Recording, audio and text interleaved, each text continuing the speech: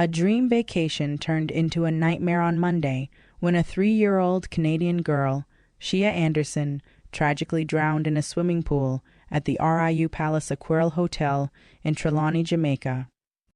The horrifying incident unfolded around 1:45 p.m.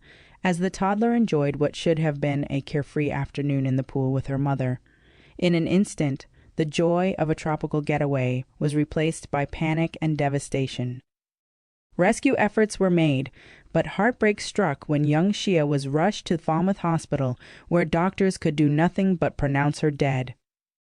On Tuesday, the RIU Hotels and Resorts Group confirmed the tragic event, offering their deepest condolences to the grieving family. George Satori Muley, area manager for Europe, the Caribbean, the U.S., and Canada, assured that the hotel is fully cooperating with the ongoing police investigation.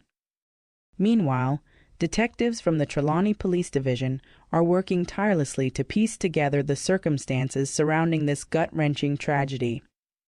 What was meant to be a joyful escape to paradise has now left a family shattered, a resort in mourning, and a community shaken by the unimaginable loss of an innocent life. A routine police patrol on Monday night took a dramatic turn when officers nabbed a 20-year-old deliveryman carrying a deadly secret, an illegal firearm. The accused, Matthew Willis of Star Apple Boulevard, Catherine Hall, now faces serious charges of possession of a prohibited weapon after his suspicious behavior led to a fateful discovery. According to reports from the Barnett Street Police, around 9:30 p.m., officers patrolling Fustic Road spotted Willis, who, upon seeing their marked vehicle, grew visibly uneasy. His sudden change in demeanor sent alarm bells ringing for the officers, prompting them to act. They swiftly moved in, stopping Willis in his tracks. A brown bag he clutched tightly was seized and searched. Inside, nestled among his belongings, was a Taurus G2C 9mm pistol, its magazine eerily empty, yet its presence alone a clear symbol of danger. Willis was immediately arrested and taken to the station, where he was formally charged. The authorities are now finalizing a court date, where he will face the full weight of the law. With crime gripping the parish of St. James, law enforcement remains on high alert, determined to rid the streets of illegal weapons before they can unleash devastation. For Willis, what started as an ordinary night ended in a life-altering arrest, his future now hanging in the balance. Gunfire erupted in Eltham Meadows on Monday, February 3, as an alleged member of the infamous One Order gang met his violent end during a confrontation with the police.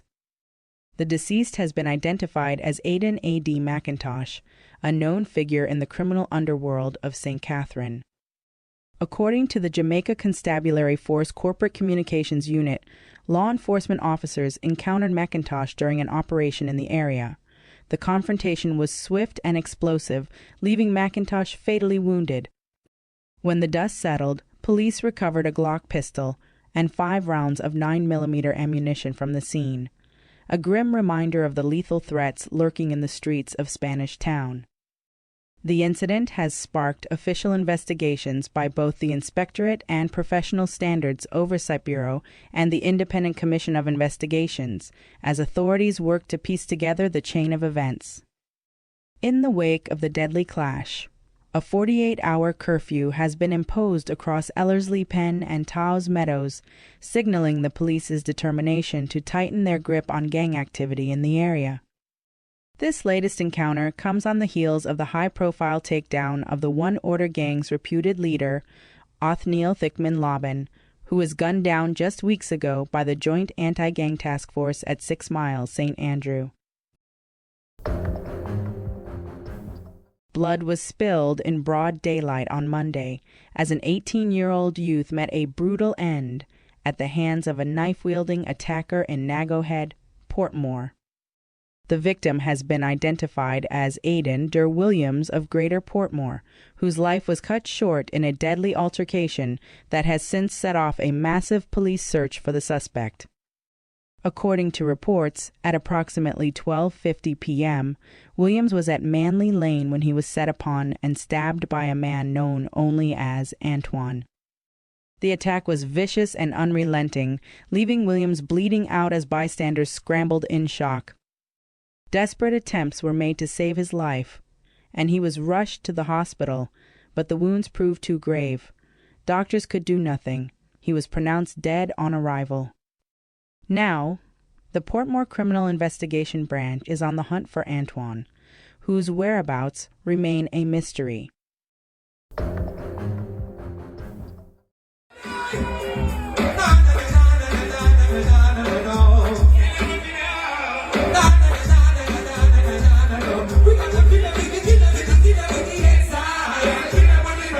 Born Clifford Smith on December 29, 1974, in Kingston, Jamaica, Mr. Vegas grew up in a modest household in the gritty streets of Kingston. From an early age, music was his refuge, his escape from the harsh realities of life.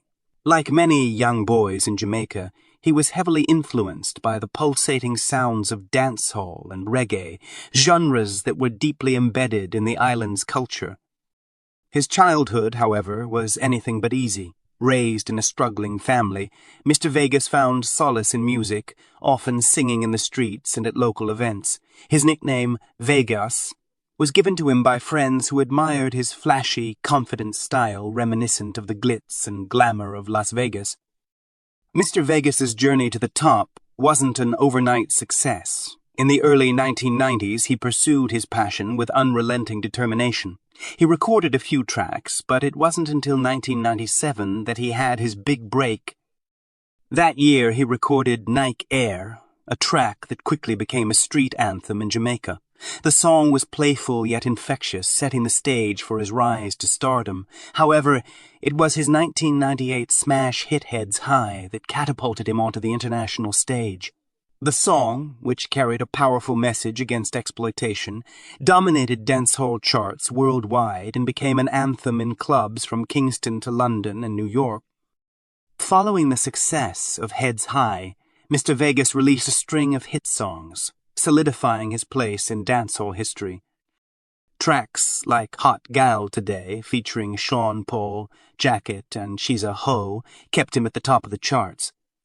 His energetic delivery, catchy melodies, and ability to blend dancehall with elements of pop and R&B made him one of the most sought-after dancehall artists of the late 90s and early 2000s. His debut album, Heads High, released in 1998, was a commercial success, earning him fans across the Caribbean, the United States, and Europe. But he didn't stop there. His 2001 album, Damn Right, brought even more hits, including the unforgettable club banger Girls Time. Despite his musical success, Mr. Vegas faced numerous challenges in his career. In 2008, he shocked fans when he announced his retirement from music, citing personal issues and frustrations with the industry. However, like a true artist, he couldn't stay away from music for long. In 2012, he released Broke It Down, a song that became one of his biggest hits in years. The track dominated airwaves and dance floors, proving that Mr. Vegas still had the magic touch.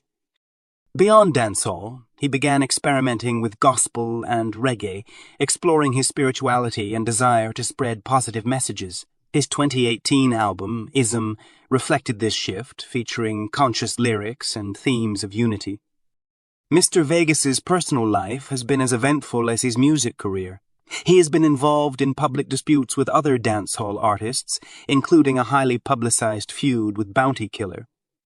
His personal relationships have also made headlines, particularly his high-profile breakup with the mother of his child, which played out dramatically on social media.